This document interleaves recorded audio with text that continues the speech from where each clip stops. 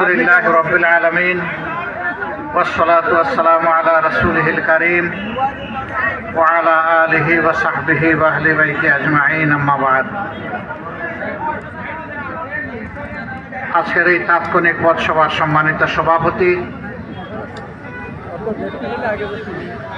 আমার সফর সঙ্গী, আপনাদের এলাকার প্রিয় মানুষ, প্রিয় নেতা,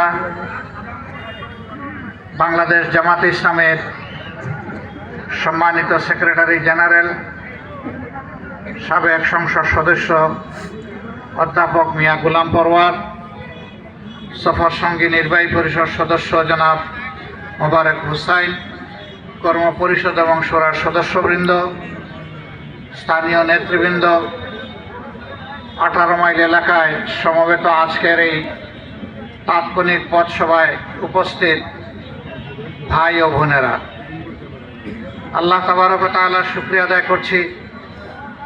মুক্ত পরিবেশে মুক্ত মন নিয়ে আল্লাহ তাআলা আপনাদের সামনে দুটি কথা বলার জন্য আমাদেরকে সুযোগ করে দিয়েছেন, আলহামদুলিল্লাহ। আমাদের যে সন্তানদের, বীর সন্তানদের সীমাহীন ত্যাগ এবং কুরবানি, শাহাদাত, পঙ্গুত্ব এবং জালিমের বিরুদ্ধে লড়াইয়ের মধ্য দিয়ে এই যে পরিবেশটা আল্লাহ তাআলা আমাদেরকে দান করলেন, এই জন্য আল্লাহর দরবারে আরেকবার শুকরিয়া আদায় করি, আলহামদুলিল্লাহ। 2006 সালের 28 অক্টোবর থেকে শুরু করে 2024 সালের 5ই আগস্ট পর্যন্ত ফ্যাসিবাদের বিরুদ্ধে লড়াই করে যারা জীবন দিয়েছেন, মহান রবের দরবারে দোয়া করি রাব্বুল ইজ্জত তাদেরকে মর্যাদাবান শহীদ হিসাবে কবুল করুন। তাদের পরিবার পরিজন, আপনজন, প্রিয়জনকে আল্লাহ তাআলা উত্তম ধৈর্য ধারণ করার তৌফিক দান করুন। জালিমের বুলেটের আঘাতে পঙ্গু হয়ে, আহত হয়ে যারা কষ্ট পাচ্ছেন, প্রভুর দরবারে দোয়া করে হে রাব্বুল আলামিন তাদেরকে তোমার পক্ষ থেকে তোমার শিফার হাত বুলিয়ে দাও এবং তাদেরকে তোমার শিফার নিয়ামত দান করো। এদেশের যে 18 কোটি মানুষ দেশে এবং প্রবাসে সর্বত্র লড়াই করেছে, আমি সকলের প্রতি কৃতজ্ঞতা জানিয়ে আপনাদের খেদমতে দুটি কথা বলতে চাই। প্রিয় দেশবাসী, আমাদের এই দেশটি আবহমান কাল থেকে সাম্প্রদায়িক সম্প্রীতির একটি দেশ। আমরা বিভিন্ন ধর্মের মানুষ মিলেমিশে এখানে বসবাস করি। আমাদের ভাষা কাছাকাছি, প্রায় একই ভাষায় কথা বলি। নৃগোষ্ঠীর জনগণ ছাড়া সকলের ভাষাই বাংলা, তারাও এখন বাংলা ভাষায় অভ্যস্ত। এমন একটি দেশ দুনিয়া খুব কমই আছে। আমাদের পাশের দেশে বিভিন্ন ভাষা বৈচিত্র্য রয়েছে, জাতপাতের ব্যবধান রয়েছে। প্রিয় বাংলাদেশে এই ধরনের কোনো ব্যবধান নেই। এমন একটি দেশকে বিগত দিনে যারা শাসন করেছেন একটানা 15.5 বছর, তারা মনের মতো করে সাজাতে পারেননি। তারা দেশকে না সাজিয়ে নিজেদেরকে সাজিয়েছেন। দেশের মানুষের হাতে কাজ তুলে দেওয়ার পরিবর্তে দেশের মানুষের হাত থেকে রিজেক তারা কেড়ে নিয়েছে। লাখো বেকারের মিছিলে জনপদ ছিল পৃষ্ঠ। আমাদের যুবকেরা, যুবতীরা লেখাপড়া শেষ করে প্রয়োজনের তাগিদে তাকে একটা পেশা বাছাই করে নিতে হবে। সেই পেশা বাছাই করতে গিয়ে তাদের অনেকের জীবনে না বিশ্বাস, এই দুয়ারে ওই দুয়ারে, মামার কাছে, খালার কাছে, চাচার কাছে, অমুকের কাছে, ওই স্যারের কাছে, তমুকের কাছে ঘুরতে ঘুরতে অনেকের জীবন প্রায় শেষ হওয়ার পক্ষে। বেকারত্বের অভিশাপ নিয়ে মাঝে মধ্যে দেখি কেউ কেউ আত্মহত্যা করে, যদিও আত্মহত্যা মহাপাপ। কিন্তু অসহ্য জীবন যখন তার হয়ে যায়, জীবনকে যখন নিজের এবং পরিবারের জন্য বোঝা মনে করে, তখন লজ্জা থেকে বাঁচার জন্য শয়তান তাকে ওয়াসওয়াসা দেয় এবং সে আত্মহত্যা করে। এই সর্বনাশের জন্য সরকার দায়ী। এমন সব শিক্ষা কেন দেয়া হবে যে শিক্ষার পাঠ চুকানোর পরে একজনকে বেকার হয়ে এইভাবে তাকে হতাশ হয়ে ঘুরতে হবে কেন? আপনারা দেখেছেন আমাদের শিক্ষা প্রতিষ্ঠানে কলম হাত থেকে কেড়ে নিয়ে গুন্ডাদের হাতে সেখানে অস্ত্র তুলে দেওয়া হয়েছে। ঢাকা বিশ্ববিদ্যালয়ের মতো জায়গায়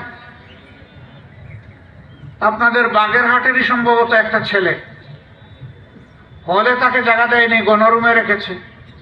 কথা শুনেনি, শীতের রাতে, পৌষের রাতে তাকে হলের বাইরে নিয়ে বসিয়ে রেখেছে। 3 দিনের মাথায় সেই ছেলেটা নিউমোনিয়া আক্রান্ত হয়ে জীবন থেকে, এই দুনিয়া থেকেই চলে গেল।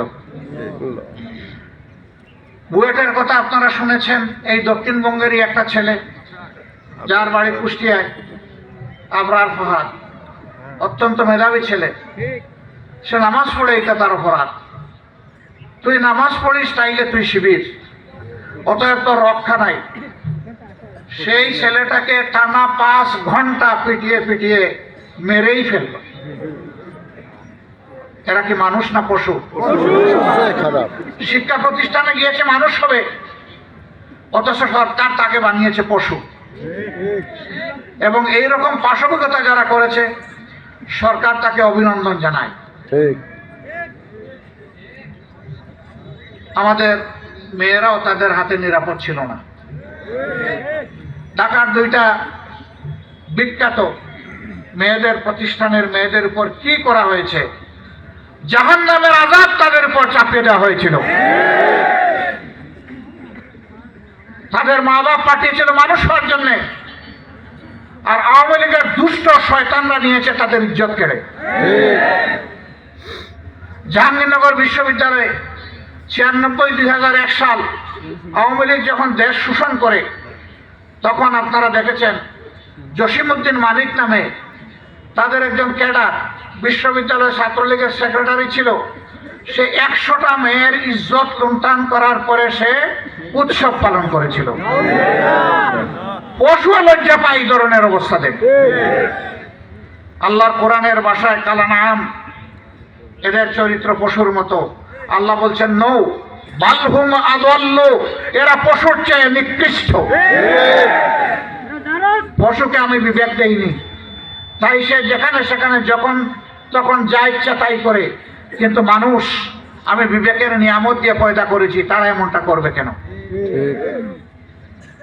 দেশের সম্পদ লুণ্ঠন করে বিদেশে নিয়ে গেছে, এ পর্যন্ত যে হিসাব পাওয়া গেছে 15.5 বছরে 26 লক্ষ কোটি টাকা। বাংলাদেশের বার্ষিক বাজেটের 5 গুণ। কার টাকা এগুলো?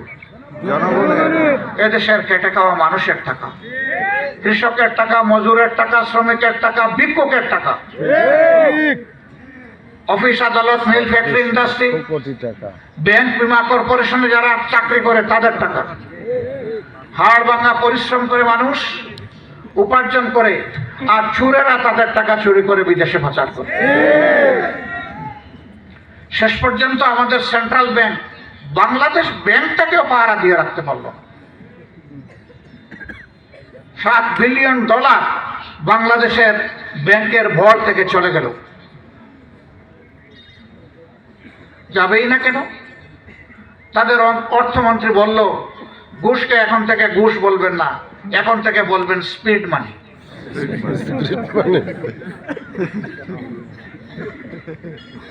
বললো যে স্পিড মানি দিলে কাজের স্পিড বাড়ে।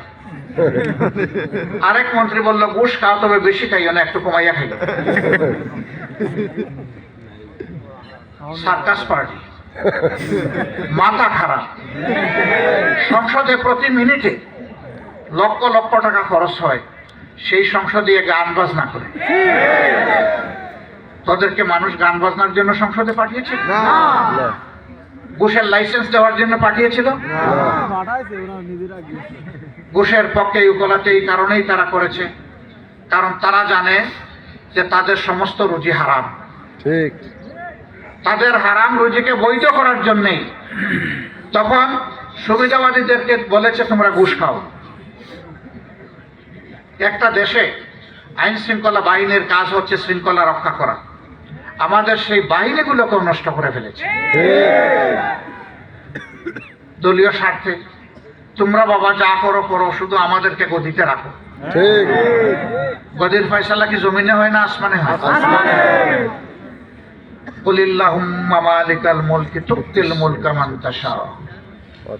সমস্ত মুলুকিয়ত বাদশাহীর মালিক আল্লাহ। দুনিয়ার বিভিন্ন জায়গায় খণ্ড খণ্ড এলাকায় যাকে পছন্দ করেন আল্লাহ সেই রাজত্ব দান করেন পরীক্ষা করার জন্য যে ওরা সুবিচার করে কিনা। ও তানজিউল মুলকা মিম্মান তাশা। আর যখন সীমা লঙ্ঘন করে এরা জনগণের উপর যখন ফ্যাসিজম চালিয়ে দেয়, তখন আল্লাহ তাদের কাছ থেকে এটা কেড়ে নেন। ওরা মাঝে মধ্যে আমাদেরকে বিভিন্ন দেশে পাঠিয়ে দিত, যা তোদের এই দেশে কোনো জায়গা নাই, অমুক দেশে তমুক দেশে চলে যায়। আচ্ছা দিবে তো দিবে, আগে একটা ভিসা এবং টিকেটের ব্যবস্থা করে দে। ভিসাও নাই টিকিট নাই বলে যে অমুক দেশে চলে যায়। হ্যাঁ, গর্ত খুঁড়ে কোনো দুষ্ট মানুষ অন্য মানুষকে গর্তে ফেলার জন্য, কিন্তু সেই গর্তে নিজেই পড়ে যায়। এমন শাসন তোমরা করলা, বললা যে উন্নয়নের রাজপথে দেশকে উড়াইয়ে দিছো। তোমরা বললা যে বাংলাদেশ বিশ্বে উন্নয়নের রোল মডেল।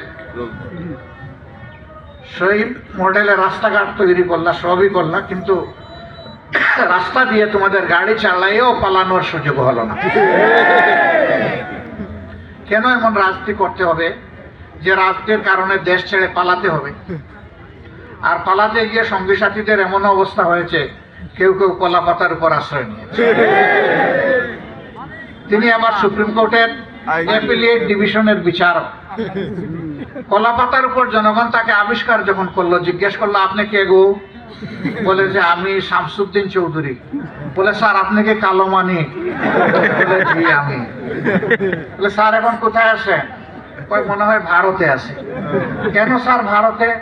কই যে আমি তো দেশ ছেড়ে পালাচ্ছি। কই না গো শোনা, আপনি আটকা পড়ে গেছেন জালে,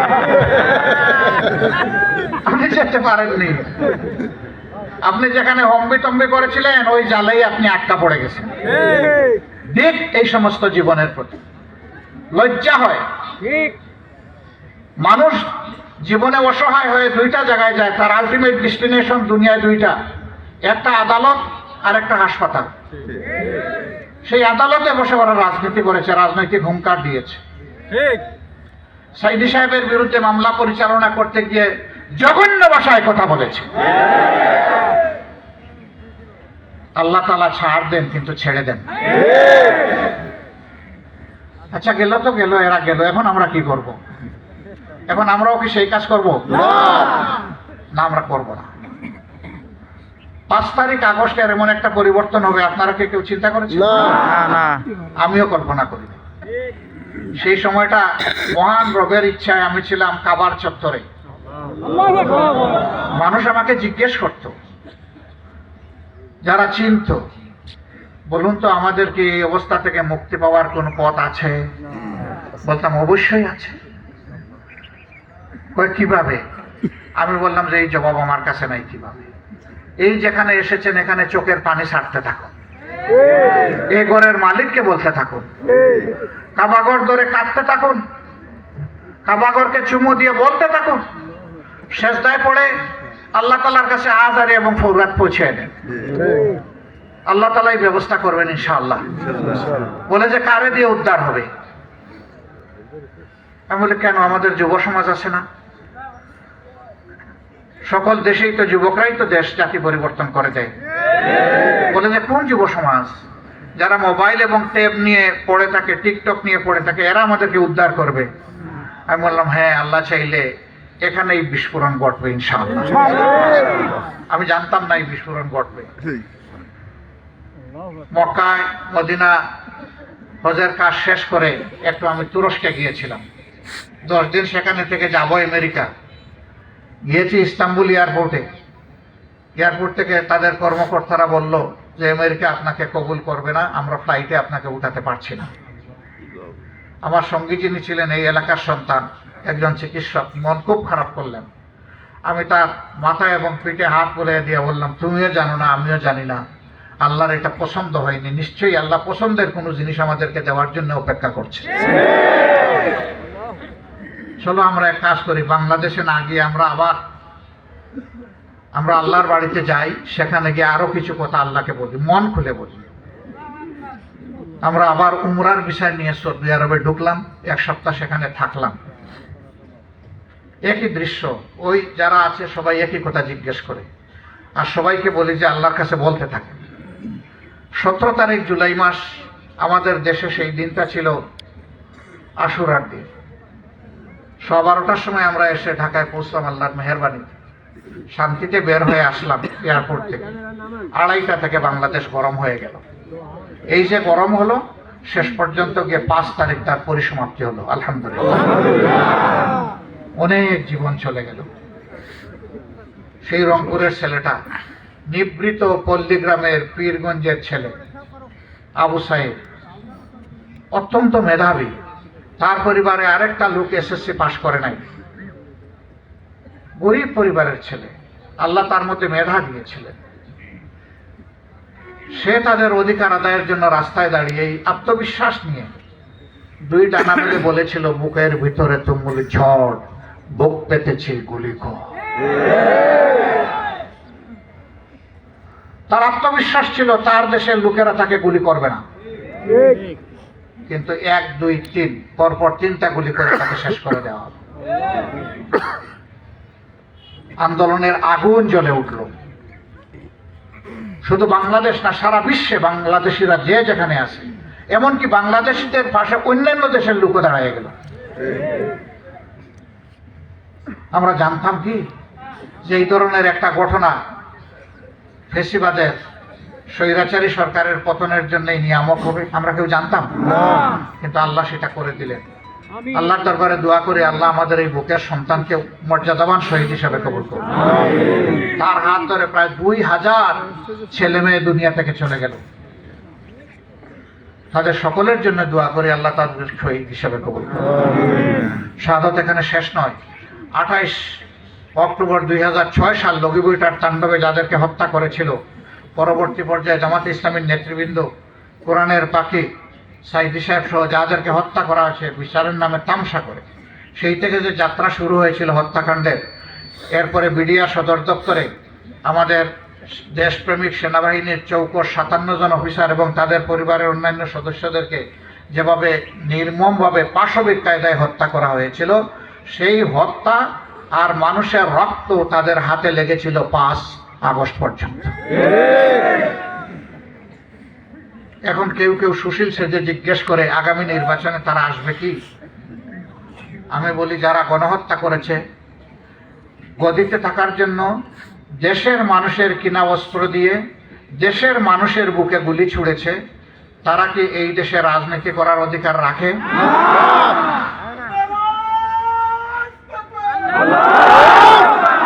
তো ভাইয়েরা, গেল স্বৈরাচার, পালিয়ে গেল, কিন্তু শান্তি দিতে চাচ্ছে না। এই সমাজকে, দেশকে অস্থির করার জন্য বিভিন্ন কাণ্ড বিভিন্ন সময় ঘটিয়ে চলছে। আলহামদুলিল্লাহ, আমাদের যুব সমাজ ঐক্যবদ্ধ, আমাদের জাতি ঐক্যবদ্ধ, আমাদের আল্লাহ আমাদের সাথে আছেন। মহান আল্লাহর উপর ভরসা করে ঐক্যবদ্ধ জাতি ইতিমধ্যে সকল চক্রান্ত ব্যর্থ করে দিয়েছে। আগামীতেও যত চক্রান্ত হবে সব ব্যর্থ হয়ে যাবে ইনশাআল্লাহ। আমরা এই দেশকে ভালোবাসি, আমরা এই দেশকে গড়তে চাই। আমরা এমন একটি দেশ চাই যেখানে ধর্ম, জাত পাতের ভিত্তিতে কোনো বিভাজন থাকবে না। আমাদের সকলের পরিচয় আমরা বাংলাদেশী। যিনি মুসলমান তিনিও বাংলাদেশী, যিনি হিন্দু তিনিও বাংলাদেশী, যিনি বৌদ্ধ তিনিও বাংলাদেশী, যিনি খ্রিস্টান তিনিও বাংলাদেশী। বাংলাদেশের নাগরিকদের মধ্যে আমরা অধিকারের দিক থেকে কোনো বৈষম্য বরদাস্ত করব না। আমরা দেখতে চাই সকল নাগরিক তার জায়গায়, যার জায়গায় সে তার অধিকার পেয়ে যাবে। এমন একটি সাম্যের বাংলাদেশ আমরা চাই। সেই বাংলাদেশটি কেবলমাত্র আল্লাহর দেওয়া বিধান অনুযায়ী সম্ভব, কোনো মানুষের রচিত বিধানের সম্ভব নয়। সমস্ত মানুষের যিনি স্রষ্টা, তিনি এই বিধান দিয়েছেন, কল্যাণের বিধান। সেই বিধানের দিকে আমরা মানবতাকে ডাকছি, আসুন আমরা পরস্পরকে আপনজন মনে করে এই দেশে চলি, ভালোবাসি মানুষকে, সম্মান করি মানুষকে। কারো পজিশন দেখে, সামাজিক পজিশন অথবা অর্থবিত্ত কিংবা বিদ্যা শিক্ষা দেখে কাউকে আমরা সম্মান করব না। আমরা সম্মান করব তিনি আল্লাহর শ্রেষ্ঠ জীব মানুষ, এই জন্য তাকে সম্মান করব। আমাদের সমাজে কেউ অগুরুত্বপূর্ণ নয়। আমাদের পরিচ্ছন্নতা কর্মী ভাই বোনেরা যারা আছে তারাও খুবই গুরুত্বপূর্ণ। তারা পরিচ্ছন্নতার কাজ বন্ধ করে দেখেন সমাজের চাকা চলে কিনা। অতএব তারাও বিয়ে, কিন্তু সমাজ তাদেরকে সেই মর্যাদা দেয় না, তাদেরকে আড়াল চোখে দেখে। এটা জঘন্য অপরাধ। আপনার উপকারী বন্ধুকে আপনি আড়াল চোখে দেখবেন কেন? তার গায়ের ঘাম তো আপনার জন্য আতরের সমান। তাকে আপনার সম্মান করতে হবে। সে চুরি করে না, বাটপারি করে না, ডাকাতি করে না, সমাজ বিরোধী কাজ করে না। সে তার রক্ত পানি করে এই সমাজের চাকা চালু রাখে, আর আপনি তাকে ঘৃণা করবেন। এই আপনাকেই সমস্ত মানুষের ঘৃণা করা উচিত। এদেরকে সম্মান দেখানো উচিত। প্রিয় নবী সাল্লাল্লাহু আলাইহি সাল্লাম বলেছেন, শ্রমিকের গায়ের ঘাম শুকানোর আগে তার মর্যাদা তার হাতে পৌঁছে দাও। আর আমরা সেই শ্রমিককে মর্যাদা দেব না, তাহলে আমরা আল্লাহ নবীর উম্মত হব কিভাবে? এই জন্য জাত পাতের ঊর্ধ্বে উঠে, পছন্দ অপছন্দের ঊর্ধ্বে উঠে সমস্ত মানুষকে ভালোবাসতে হবে, সম্মান করতে হবে। সেই মানুষের ভালোবাসা আর সম্মানের জায়গা থেকে আমরা লড়াই শুরু করেছি। মানুষের মুক্তি না আসা পর্যন্ত আমাদের লড়াই অব্যাহত থাকবে ইনশাআল্লাহ। আমরা বৈষম্যহীন একটা মানবিক সমাজ গড়তে চাই, যেই সমাজে কোনো চাঁদাবাজের কোনো অস্তিত্ব থাকবে না, যেই সমাজে কোনো ঘুষখোরের অস্তিত্ব থাকবে না, দুর্নীতিবাজের দখলদারের অস্তিত্ব থাকবে না, যেই সমাজে আমার মা বোনেরা ইজ্জতের সাথে গৃহে এবং বাইরে সমস্ত জায়গায় তারা চলতে পারবেন, যেই সমাজে যুবকরা কাজ পাবে, যুবতীরা কাজ পাবে যোগ্যতা অনুযায়ী যারা কাজ করতে চায়। এই সমাজ আমরা হাতে হাত মিলিয়ে গড়ে তুলবো ইনশাআল্লাহ। এমন একটি সমাজ আমরা বাংলাদেশে কায়েম করতে চাই। আদালতের দরজায় গিয়ে মানুষকে কাঁপতে হবে না ন্যায় বিচার পাওয়ার জন্যে, বরঞ্চ আদালত বাধ্য থাকবে মানুষকে ন্যায় বিচার উপহার দিতে। সেই সমাজ আমরা গড়তে চাই এমন একটি সমাজ। আপনারাও কি চান? শিওর আপনারা চান? শিওর। আপনাদেরকে আরো তৈরি থাকতে হবে বৃহত্তর কুরবানির জন্য, ত্যাগের জন্য। তৈরি থাকতে পারবেন? আপনারা পারবেন ইনশাআল্লাহ। মানুষের মুক্তির সেই লড়াই, মানুষের মুক্তি অর্জন না হওয়া পর্যন্ত সাম্যের ভিত্তিতে, ন্যায় বিচারের ভিত্তিতে একটি দেশ, একটি জাতি গঠন না হওয়া পর্যন্ত আমাদের লড়াই অব্যাহত থাকবে ইনশাআল্লাহ। লড়াই আমরা আপনাদের কাছে কয়েকটা জিনিস চাইব। প্রথম জিনিস হচ্ছে, আমরা যদি ন্যায়ের পথে, কল্যাণের পথে, মানবতার পথে থাকি, আপনারা আমাদেরকে একটু ভালোবাসা দিবেন। আপনাদের ভালোবাসার কাঙ্গাল আমরা। আপনারা আমাদের জন্য দোয়া করবেন, আপনারা আমাদেরকে সমর্থন করবেন, ন্যায়সঙ্গত কাজে আমাদের পাশে থাকবেন, ন্যায়সঙ্গত কাজে আপনাদের বুকে আমাদেরকে একটু জায়গা দেবেন। আপনারা পারবেন? আপনাদের সকলকে ধন্যবাদ। আল্লাহ এই এলাকার মর্যাদা বাড়িয়ে দিন। এই এলাকার উপর আল্লাহ রহমত নাজিল করুন। এই এলাকার উপর আল্লাহ শান্তির ফয়সালা দান করুন। প্রিয় বাংলাদেশকে আল্লাহ হেফাজত করুন। আগামীর একটি সোনার বাংলাদেশ আল্লাহ তাআলা আমাদেরকে উপহার দিন। আর সেই বাংলাদেশের কারিগর হিসাবে এই মানুষগুলোকে আল্লাহ তাআলা কবুল করুন। আল্লাহ হাফেজ। বাংলাদেশ জিন্দাবাদ। বাংলাদেশ জামাতে ইসলামী জিন্দাবাদ। আসসালামু আলাইকুম ওয়া রাহমাতুল্লাহি ওয়া বারাকাতুহু।